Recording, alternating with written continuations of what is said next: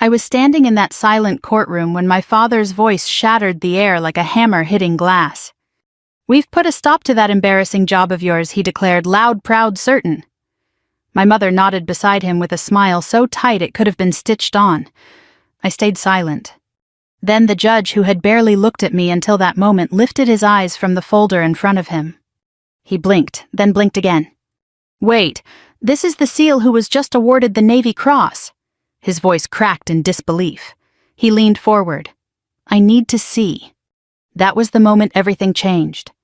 But to understand how we reached that point, you have to go back to the beginning of that long, painful morning. I woke up that day knowing it wouldn't be easy.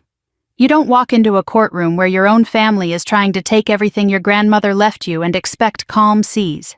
Still, I held on to the quiet strength the Navy had drilled into me. Breathe, assess, focus. Hold your ground. The courthouse in our small Midwestern town looked exactly as I remembered it.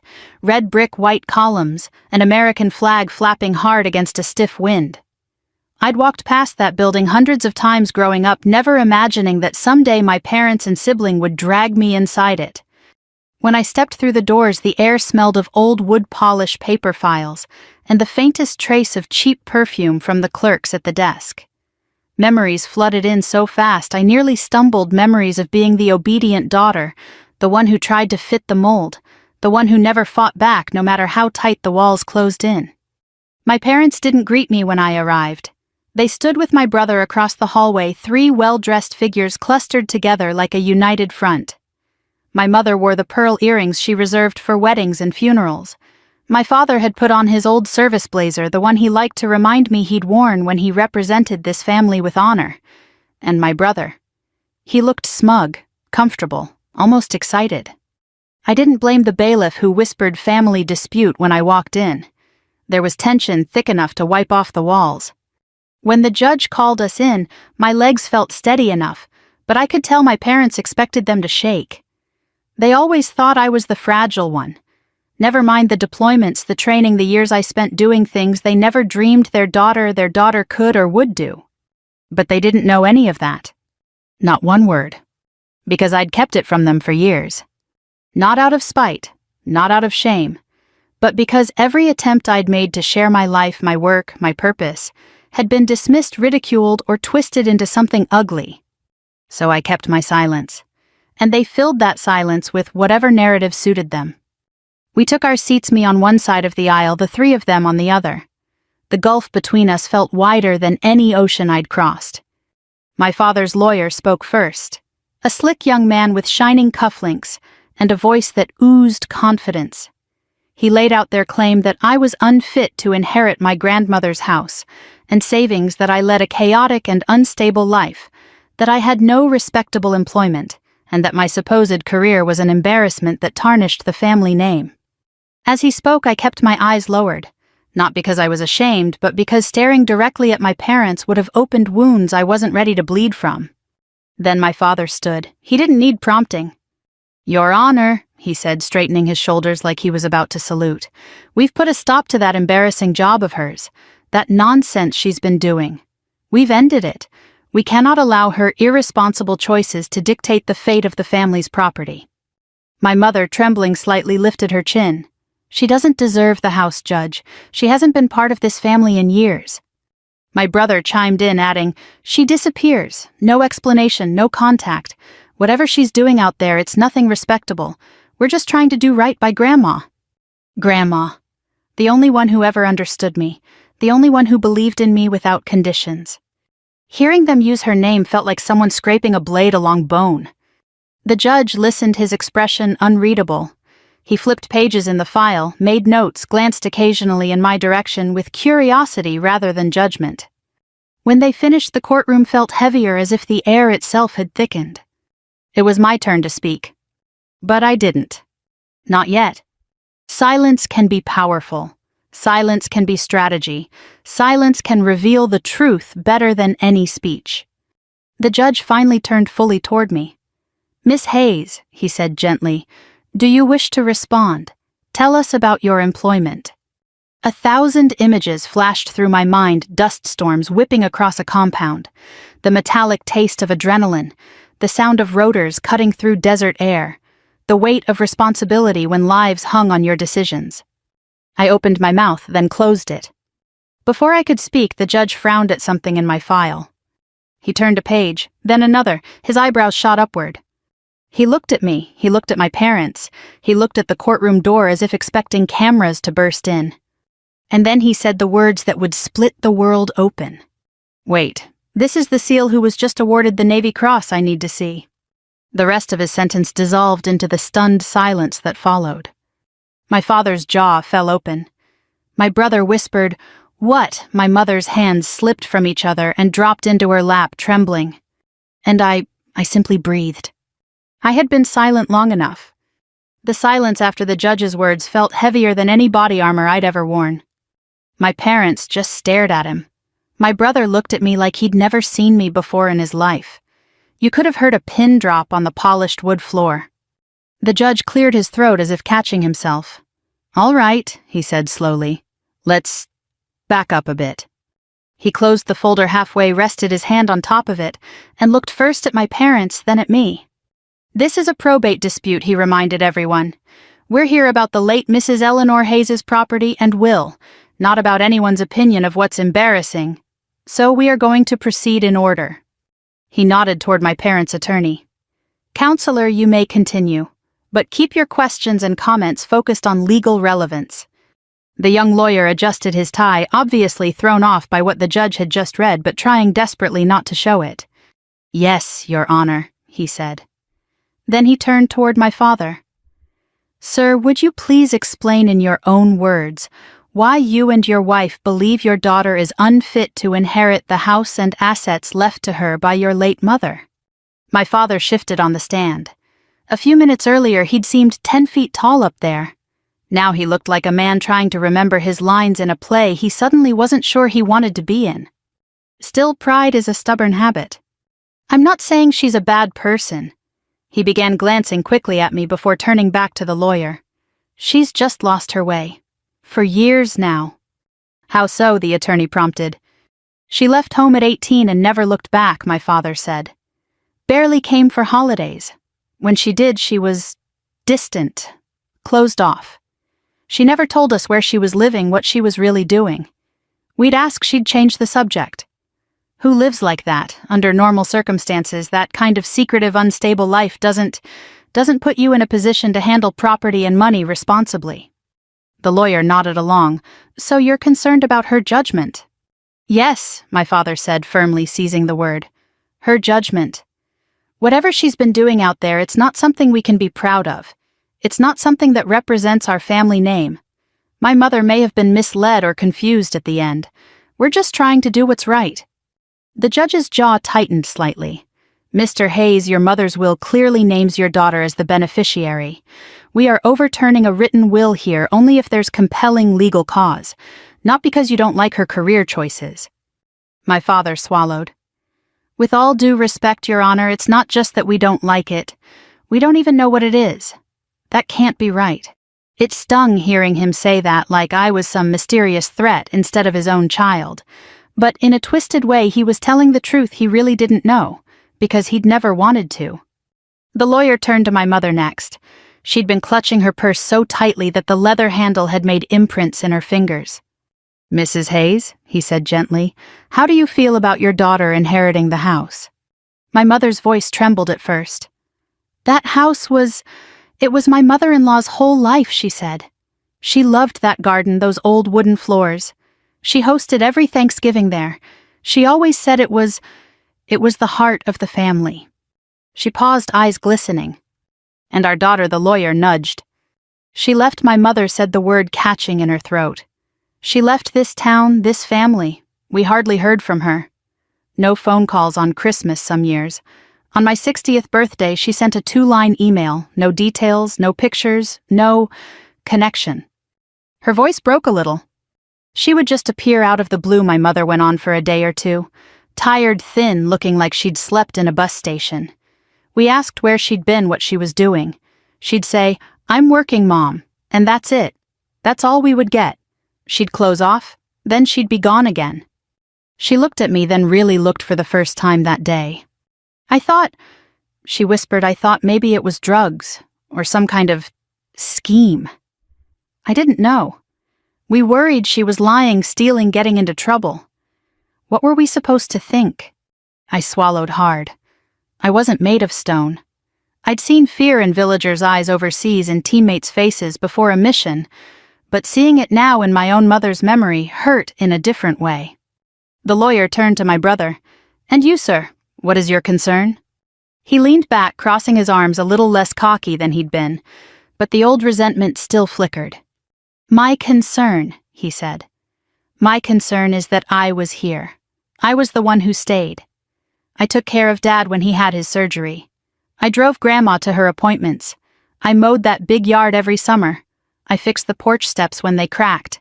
I did all of that. And my sister. He jerked his head in my direction. She was somewhere. Out there. No calls, no explanations. Just vanishing and reappearing like some ghost. When Grandma started talking crazy about leaving the house to our girl who serves her country, I thought she was confused. Delirious. Because as far as we could tell, my sister wasn't serving anyone but herself. Mr. Hayes, the judge, interjected, your feelings about fairness in family roles are not the central question here. The will names your sister. Do you have any specific evidence that she's incapable of managing the property? He hesitated. We don't know where her money comes from, he said finally. We don't know who she's involved with. She keeps secrets. Isn't that enough to worry you, Judge? The judge took off his glasses and cleaned them slowly with a folded handkerchief, the kind older men carry more out of habit than necessity. No, he said quietly, it's not on its own. He turned to me again. Miss Hayes, he said, you've been very patient. And very quiet. I imagine you've had to be both quite often. But I think it's time we hear from you now. Would you like to respond to your family's concerns about your employment and your ability to manage your grandmother's estate? I could feel every eye in that old courtroom settle on me. The same people who'd watched me ride my bike down Main Street as a kid, who'd seen me stock shelves at the grocery store in high school, who'd whispered when I disappeared right after graduation. I could have launched into a speech right then. I could have told them about the sandstorms and firefights, the long nights on base, listening to the distant thud of artillery, the quiet terror of waiting for a helicopter that might not make it. I could have told them about the names on the memorial wall. Instead, I drew a slow breath and said, Your Honor, my employment history should be in that file in front of you. I'm willing to answer any questions you have that aren't classified, but I'm not here to argue feelings. I'm here because my grandmother made a choice. Something like respect flickered across the judge's face. That you are, he said. He set his glasses back on and opened the folder fully, now turning past the basic identifying information, tax records, and routine background checks. He flipped to the attachments, the ones that had government seals on them, the ones that had taken a little longer to arrive. As his eyes moved down the page, his expression shifted. First curiosity, then surprise, then something close to awe. He sat back, looked at me again, really looked as if seeing past the simple black dress and modest shoes to all the years that had carved themselves into my bones. He glanced over at my parents, then at my brother, and back at the papers. And that was when he said it. Not quietly, not only for the lawyers to hear, but loud enough that even the folks in the back row stiffened. Wait, this is the SEAL who was just awarded the Navy Cross. The words hung in the air like a bell still ringing. He flipped another page, leaned in closer. I need to see the rest of this, he murmured almost to himself. My father looked like someone had pulled the floor out from under him. My mother's hands flew to her mouth. My brother's face flushed red, then drained of color. And I sat there, spine straight, hands folded, heart pounding softly but steadily. For the first time in a very long time, I didn't feel like the wayward daughter, the black sheep, the disappointment. I felt like what I was. A woman who had spent years serving a country that her own family had assumed she was embarrassing. For a long moment after the judge's remark, no one moved. It was as if the entire room had slipped underwater, sounds muted, bodies frozen, breaths suspended. Even the fluorescent lights seemed to hum more quietly. A Navy Cross, a SEAL, their daughter. The disconnect between who they thought I was and who I actually was created a silence so heavy that it almost felt like a presence in the room. But if the judge's words were the earthquake, what came next were the aftershocks inside my own mind. Because the whole truth had roots that stretched far back into years my family had never bothered to understand. The first time I considered joining the military, I was 17 and standing on the porch of the very house they were fighting me over now. My grandmother had been the only one home. She was sitting in her rocking chair knitting a scarf in a shade of blue so deep it looked like the ocean at dusk. "You've been awfully quiet lately," she'd said. "I'm thinking," I answered. "About leaving," she said, not as a question. I nodded. She set the knitting aside and gave me a look I've never forgotten, equal parts sadness and pride. "You don't fit in this town," she said. "You're not meant for small lives and small minds. But when you leave, make sure it's for something that feeds your soul, not something that starves it." It was the closest thing to a blessing I ever got from anyone in my family. My parents, on the other hand, had very different expectations. They wanted predictability, stability.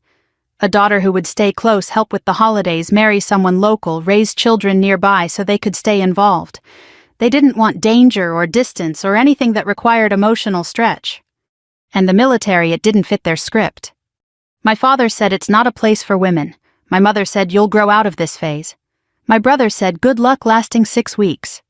So I didn't tell them when I enlisted. I didn't tell them when I passed BUD/S. I didn't tell them when I deployed. And I definitely didn't tell them when I nearly died in Helmand Province. There are moments you don't share with people who haven't earned the right to hold them. Moments that sit inside you like sealed compartments, necessary, protected, sacred. That's what the military became for me, a world where my worth wasn't debated at the dinner table or measured by how often I called home. But as I sat in that courtroom with the judge, flipping through pages that summarized years I could barely describe, I felt my memories rise like a tide. I remembered sand, so much sand it felt like it lived under my skin. I remembered the metallic taste of adrenaline during night operations, the kind where the silence was so thick you prayed the enemy wouldn't hear your heartbeat. I remembered the faces of civilians we'd extracted from impossible situations, the way they clung to hope even in darkness. I remembered my teammates, brothers and sisters in every way except blood people who saw me for who I was, not who they wished I'd been. And I remembered the day my commanding officer handed me the citation that would later become the Navy Cross. Not the ceremony, that part came later. I mean the actual day dust swirling around us, sun hanging low like a smoldering ember. He said, "You didn't have to go back for them, Hayes." I said, "They were ours." He said, "You disobeyed a direct recall order." I said nothing. He sighed, wiped sweat from his brow and muttered, "Hell of a job." I didn't do it for medals. I didn't do it for recognition. I did it because that's what we do. That's who we are. And yet here I sat facing a family who thought I'd been working at some embarrassing job they needed to put a stop to. My childhood wasn't full of cruelty. It wasn't full of abuse. It was full of misunderstanding, repeated relentless misunderstanding. Death by 1,000 dismissals. When I got straight A's, my father said, "Not surprising. You have it easy in school." When I won awards, my brother said nerds need something to feel good about. When I tried new things, my mother fused worry with guilt until it hardened into disapproval. I learned early that excellence didn't earn me pride, only higher expectations. And mistakes didn't earn guidance, only lectures. So I did what many quiet children do. I learned to disappear. I became good at slipping out the door without being noticed, at swallowing feelings before they escaped, at smiling during holidays, even when I felt like furniture in the room present, useful, ignored. The military wasn't an escape. It was the first place I'd ever been where silence wasn't punished, where strength wasn't questioned, where my voice mattered even when I rarely used it. That was something my family could never have understood, not without seeing it for themselves. The more the judge read, the more restless the room became. I watched his eyes flick across the commendations, the deployment records, the classified attachments marked with the government seals. His expression shifted with every page, surprise, respect, and then something deeper, something like empathy. My father shifted uncomfortably in his seat. My mother's breathing grew ragged. My brother, who had always carried himself like the only capable child in the family, suddenly looked unbearably small. In their minds, my silence had been defiance. In reality, it had been discipline. In their minds, my distance had been rejection. In reality, it had been service. In their minds, my work had been shameful. In reality, it had saved lives they would never know about. And maybe that was the hardest truth of all. Not that I had done extraordinary things, but that they had never even asked. "Miss Hayes," the judge finally said, breaking through the fog of memory, "I'd like to ask you some questions if that's all right." I nodded. But before he could speak, my father did something I'd never seen him do in my life. He whispered, barely audible, "Navy Cross." He said it like a man tasting a word he never expected to speak, a word he didn't know belonged to his own daughter. And for the first time since walking into that courtroom, I felt something shift. Not victory, not revenge. Just the faint, aching possibility that this story, our story, wasn't finished yet. The judge didn't speak right away. He just sat there with his fingertips pressed together, staring at the open folder, as if it were a wound he couldn't quite believe he was seeing. The courtroom was silent except for the faint ticking of the old analog clock mounted above the exit door. Tick, tick, tick, each second stretching longer than the one before. He finally rested both hands atop the paperwork and looked directly at me. "Miss Hayes," he said, "for the record, I'd like you to confirm your current occupation." My father leaned forward like he was waiting to catch me in a lie. My mother held her purse as if it might float away if she loosened her grip. My brother stared at me with a mixture of jealousy and fear. I took one slow breath, the kind they taught us to take before breaching a door or delivering bad news. "I am a Chief Petty Officer in the United States Navy," I said, voice steady, "assigned to Naval Special Warfare." The judge nodded. "And that includes SEAL operations." "It does," I answered. A ripple went through the courtroom. Even in our small Midwestern town, folks knew what a SEAL was. They knew it wasn't an easy title. They knew it wasn't something a person stumbled into by accident or laziness or whatever story my family had invented. My father's shoulders sank. My mother shut her eyes. My brother's mouth opened slightly, then closed again, as if he were physically trying to swallow the truth. The judge turned the page. According to this section, he said, tapping a paragraph lightly, "You recently received the Navy Cross. Would you care to explain why?" I shook my head gently. "Respectfully, Your Honor, the citation is in your file. Some parts are classified. I can't discuss them publicly and not in detail." He studied me for a long moment, then nodded. Understood. He didn't push further. And that more than anything made my family shift uncomfortably in their seats. They had expected a grilling. They had expected me to be cornered, desperate, defensive. Instead, the judge handled me the way my commanding officers had, with respect. He cleared his throat and addressed the room. For those unfamiliar with military honors, he said evenly, "The Navy Cross is awarded for extraordinary heroism. It is one level below the Medal of Honor. Fewer than a handful receive one in a given year." The words seemed to fall on my family like heavy snow. My mother's eyes filled with tears, not soft, sentimental ones, but the stunned kind that come when a person realizes the entire picture they've built of someone is wrong. My father rubbed his jaw and stared down at the table in front of him, the same way he did when my brother brought home a bad report card. Except this time the disappointment wasn't directed outward, it was turned inward. My brother let out a half-laugh, half-gasp. "No way," he muttered. This can't be real." But it was. The judge continued reading. "Multiple deployments over the last decade," he murmured. "Commendations for valor, commendations for humanitarian rescue operations, meritorious service." He squinted. "And this line here, this mentions a classified recovery mission. I can't read the details, but I assume that refers to the incident your CO cited on your award recommendation." "Yes, Your Honor," I said quietly.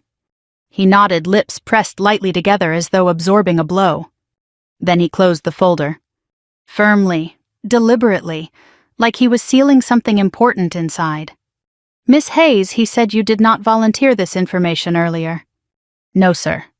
"May I ask why?" I hesitated, but only for a second. "Because this hearing isn't about my service record," I said. "It's about my grandmother's will. She wanted me to have the house. That's all that matters. It was the truth, clean, simple, undeniable. The judge leaned back in his chair. Your grandmother clearly knew more about your life than your family did. My mother let out a soft sob at that, more hurt than angry. My father placed a stiff hand on her shoulder, but his eyes were still on me. And for the first time in my adult life, I saw something in his face I never expected. Regret, raw, unfiltered regret. He looked older than I remembered him ever being. The judge continued, directing his voice toward my parents' attorney. Counselor, your clients allege that Miss Hayes is unfit to manage the property left to her. Based on the evidence provided, and especially on her record of service, I see no grounds whatsoever for such a claim. In fact, he paused, choosing his next words carefully.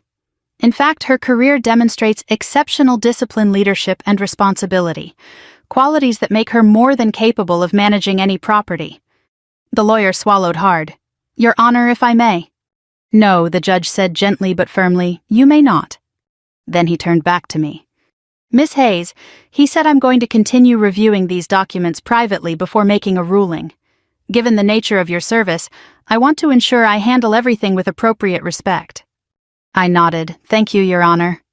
He took in a slow breath.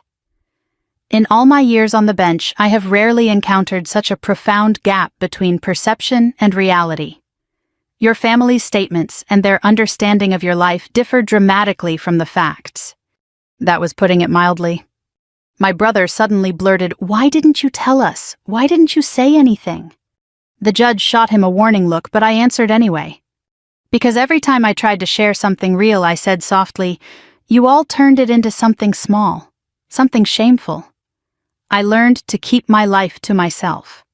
My mother covered her mouth with both hands, crying openly now. My father stared at me like someone seeing the northern lights for the first time, beautiful, distant, and unbelievable. The judge stood up. We are taking a recess, he announced. I need time to review classified restrictions on these documents. We will reconvene in 30 minutes. He left the bench. The bailiff called for everyone to rise. My family didn't move. Not at first. They just stared at me, the daughter they thought they knew, the woman they had tried to strip of her inheritance. A SEAL, a Navy Cross recipient, a stranger in some ways, but also still theirs. And for the first time I wondered whether this courtroom, this moment, might not just break us, but remake us. When the judge called the recess, I stayed seated for a moment, letting the quiet settle around me. The courtroom emptied slowly, people whispering as they shuffled toward the hallway. A few threw me lingering glances, curiosity, awe, disbelief. Small towns thrive on stories, and this one was going to ripple through every diner booth and grocery aisle within the hour. My family didn't move at all. They just stared. My mother finally stood, but her legs wobbled and she caught herself on the table. My father reached out a hand to steady her, but she flinched almost as if the touch startled her. My brother opened his mouth twice before any words came out. You're a SEAL, he whispered, as if saying the word too loudly would make the walls crack. I stood slowly. I am. But that's impossible, he said, shaking his head. You're you. Despite the ache in my chest, part of me almost laughed. How many times had he said some version of that while we were growing up? You're not tough enough, not strong enough, not serious enough. And now here he was confronted with a truth that detonated every assumption he had ever held. My father looked up at me, eyes narrowed not with anger, but with something much harder for him to swallow. Shame. He cleared his throat. Why didn't you tell us, he asked, voice thin. My mother rubbed her face with trembling hands. I thought you were in trouble, she whispered. I thought you were lost. I considered my answer carefully. There were a dozen reasons, some old, some new, all knotted together like the inside of a rope that had weathered too many storms. I did try, I said, years ago, but you dismissed it. Every time I expressed interest in anything different, you told me it was unrealistic or foolish or embarrassing. You never wanted to hear about a life that didn't match the one you imagined for me. My father bristled, the old reflex returning. We just wanted you safe. No, I said gently. You wanted me close and small and predictable. He opened his mouth to argue, but no words came out. My mother sat down again, shoulders slumped. All those nights I prayed for you, she whispered. I thought you were living dangerously, doing something terrible, something shameful. I never imagined you were serving the country. You never asked, I said softly. Her hand went to her chest as if I'd struck her. My brother leaned forward, elbows on his knees, staring at the floor. I spent years thinking you ran away because you didn't care about any of us, he said. I thought you were just selfish. And now I asked. He shook his head. Now I feel like an idiot. I didn't respond. Sometimes silence says more than words. The hallway outside the courtroom was bustling, but I found a quiet corner by a window overlooking the parking lot. The autumn wind rattled the glass lightly. Brown leaves skittered across the pavement outside, dancing in erratic circles. The door opened behind me. I didn't turn. I didn't have to. My father came to stand beside me, hands tucked into his pockets, his breath fogging faintly against the cool air from the vent.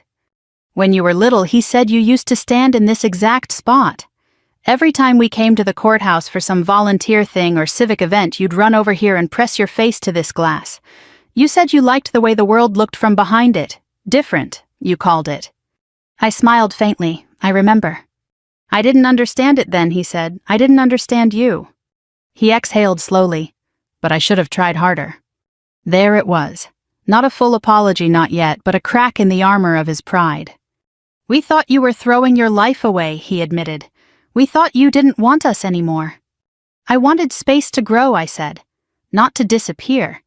But every time I reached back home, you made me feel like I wasn't enough, not the daughter you wanted.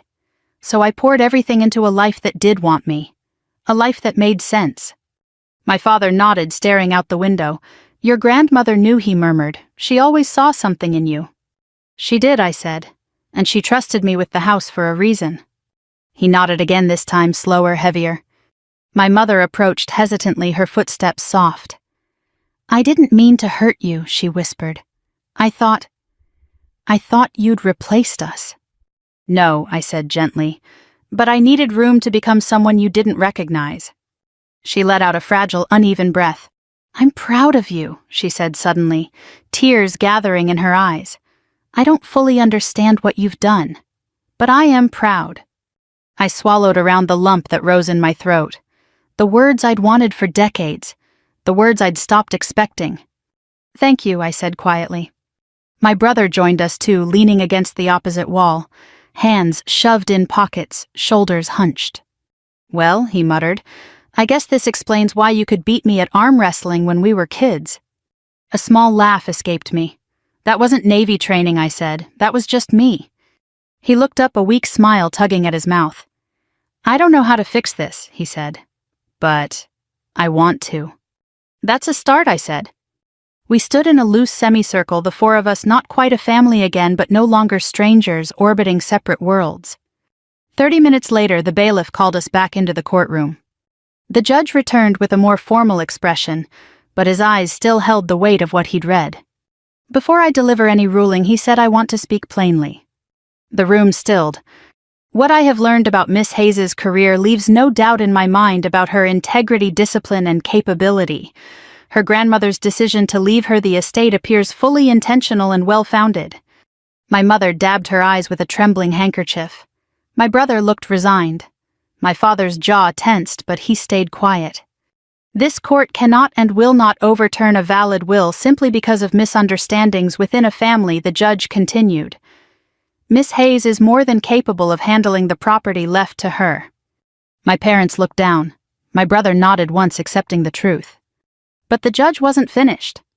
However, he said, softening slightly, I also see a family that is hurting. One that has suffered not from malice, but from distance assumptions and unspoken fears. He paused, letting the weight of his observation settle. Sometimes, he concluded, the law cannot mend what the heart must heal. Those words reached a place inside me that nothing else had touched in years. The family that dragged me here to take something from me had instead been given something they'd lost long before, the truth. The judge's final words, the heart must heal, lingered in the air long after he'd said them. They drifted through the courtroom like incense, softening the hardness in the room, settling into the space between my family and me in ways I could feel, but didn't fully understand yet. He cleared his throat and straightened a stack of papers. "Now then," he said, "this court rules in favor of Miss Hayes. The property, house, and assets left by the late Mrs. Eleanor Hayes will remain under her ownership, as specified in the original will." My mother closed her eyes, letting out a breath that trembled. My brother leaned back as if he'd been expecting it, but still wasn't prepared for the finality of the words. My father bowed his head, accepting the ruling not as defeat but as I hoped as reckoning. The judge continued, his tone measured and deeply human. "I encourage all of you to take time after this hearing to speak honestly with each other. Miss Hayes has served her country in ways few of us could ever imagine. Your family should be proud, deeply proud. But pride alone cannot repair a relationship. You must decide how to rebuild." He paused, studied each of us, then added gently, "Court dismissed." The gavel struck once, sharp, decisive. Then the judge stood, stepped down from the bench, and left with a respectful nod in my direction. It wasn't theatrical, just acknowledgement from one person to another of the weight I carried. The bailiff called out, "All rise," and we obeyed.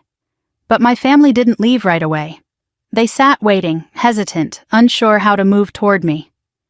A few people in the gallery lingered, two small-town folks, who remembered me as a quiet girl who worked summers in the library, not someone who had once crawled through dust and shadows on the other side of the world. As the room emptied, my father was the first to speak. "Could we talk?" he asked, voice low, almost rough. I nodded, yes. We stepped to a quiet corner outside the courtroom, just a few feet from the same spot where I'd stood as a child watching the world through the courthouse window. He took a deep breath. "I don't know where to begin," he said. I waited. Sometimes silence is a gift, it gives truth room to step forward. Finally he said I was wrong. The words hit with a soft thud, like something heavy finally being set down.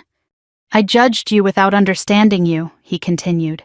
"I thought distance meant rejection. I thought silence meant shame. And I thought your choices were a rebellion against everything your mother and I raised you to be."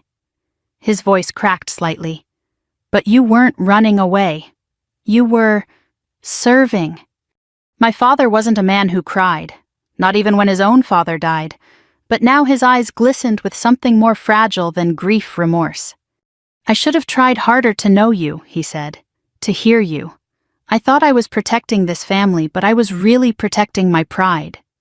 I felt something loosen in my chest.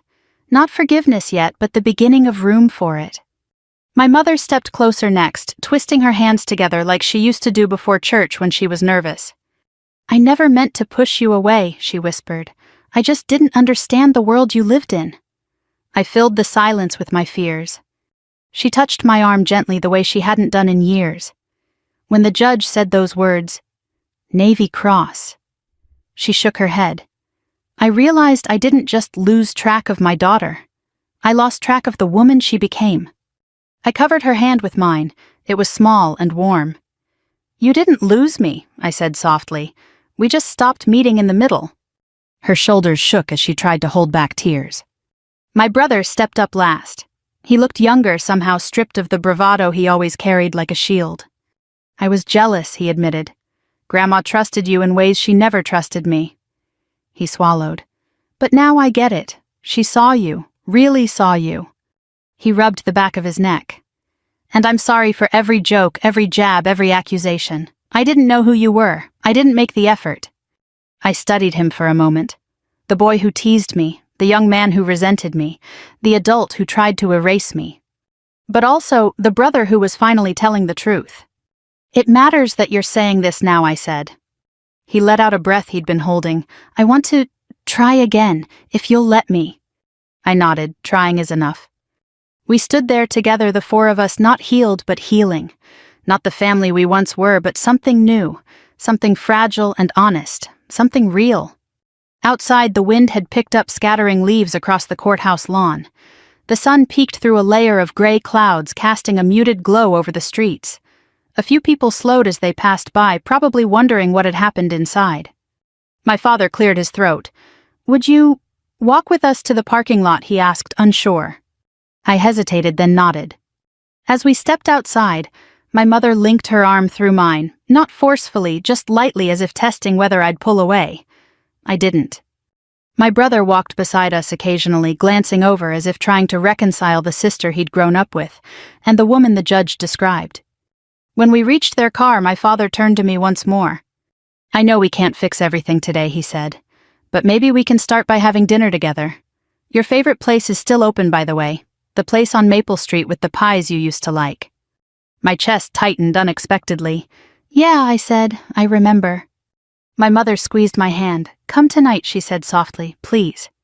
For the first time in years, I didn't feel like a stranger being summoned. I felt like a daughter being invited. "I'll be there," I said. Their faces softened, a mixture of relief and disbelief. And as they drove away, I remained in the quiet parking lot, letting the breeze brush against me, grounding myself in the moment. It wasn't victory, it wasn't triumph. It was something much rarer. A beginning. I didn't know what to expect that evening. Part of me wondered if the invitation had been spoken in the heat of emotion and would dissolve with the daylight. Another part wondered if showing up would reopen wounds we'd only just begun to stitch. But when I pulled into the gravel lot of the little diner on Maple Street, the one my grandmother used to take me to for pie after church, my parents' car was already there. My brother's too. 3 silhouettes waited inside at a corner booth, awkwardly holding menus they probably weren't reading. I stood outside for a moment, letting the golden glow of the neon sign wash over me. How many nights had I eaten in places like this around the world? Bases, outposts, tent kitchens, dusty counters, fluorescent-lit cafeterias. None of them held the ache this diner did. A familiar ache. A homecoming ache. When I walked in, the bell above the door jingled. My mother turned first, her eyes softening in a way that pulled something deep in me forward. "You came," she said with relief in her voice.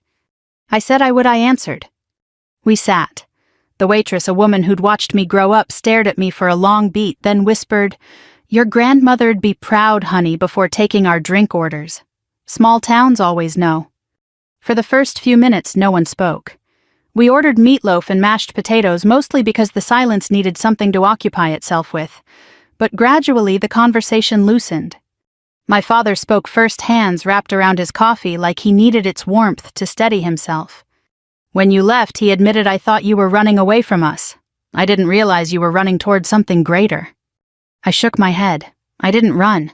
I just stepped into a life that felt like mine. My mother wiped her eyes. "I wanted you to have a safe life," she said. "I didn't know how to love a daughter whose life frightened me." Her honesty didn't sting, it clarified. It showed me the shape of her fear. And fear, unlike contempt, can be softened. My brother set down his fork with a sigh. "I used to brag," he confessed, "telling people I was the responsible one, the one who stayed, the one Grandma depended on. And then today, when the judge read those papers," he rubbed his temples, "I realized how small my world is compared to yours, and how unfair I've been." I reached across the table and rested my hand on his for a moment. "You took care of Grandma when I couldn't. That mattered too." He swallowed hard. "Then why'd she choose you?" The question wasn't bitter, it was vulnerable. "Because she understood who I was trying to become," I said, "and she trusted that I'd protect the house the way she protected me." My father nodded slowly, letting the truth settle. "We misjudged you," he whispered. Not an excuse, not a justification, a simple confession.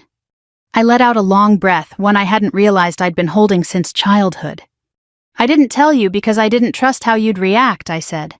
"I thought you'd try to stop me, or worse, turn my life into an argument. My job, my missions, they weren't things I could explain in a phone call, and I didn't want to fight. I just wanted you to be proud." My mother's face crumpled in grief. "I was proud," she said. "I always was. Even when I didn't understand you, I prayed for you. Maybe I should have said that more." "It would have helped," I admitted. "But we can't fix the past, only what comes next." The words felt right, true, a small bridge across a wide divide. We stayed for nearly 2 hours talking through years of silence. Not everything was healed, not by a long shot, but something new grew in that booth: humility, understanding, and the unspoken agreement that love had to evolve or it would die. Months passed. Autumn crisped into winter. Then winter softened into early spring. I spent most weekends at my grandmother's farmhouse.